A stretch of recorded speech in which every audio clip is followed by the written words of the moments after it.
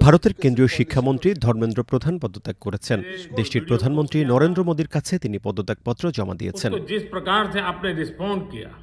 কয়েকদিন ধরে শিক্ষামন্ত্রীর পদত্যাগের দাবিতে ও মেডিকেল পরীক্ষার প্রশ্ন ফাঁসের প্রতিবাদে আন্দোলন চলছে ভারতে। এ নিয়ে আন্দোলনকারী শিক্ষার্থীদের সঙ্গে সরকারের প্রতিনিধি কয়েক দফা বৈঠকও করেছে। সবশেষ 24 জুলাই ককরোচ জনতা পার্টি শিক্ষামন্ত্রীর পদত্যাগের দাবিতে বৈঠক করে, তবে তারা তাদের দাবিতে অনড় থেকেছে। এজন্য তারা সরকারকে 24 ঘণ্টার সময়সীমাও বেঁধে দেয়। এর মধ্যেই শিক্ষামন্ত্রী পদত্যাগ করলেন। শিক্ষামন্ত্রীর পদত্যাগের দাবিতে কয়েকদিন ধরে দিল্লির যন্তর মন্তরে আন্দোলন চলছিল, যা পরে ছড়িয়ে পড়ে মুম্বাই সহ বিভিন্ন শহরে। অবস্থান, বিক্ষোভ, পুলিশি ধরপাকড়, স্বেচ্ছাসেবীদের সহায়তা সব মিলিয়ে আন্দোলন বিস্তৃত জনসমাবেশের রূপ নেয়।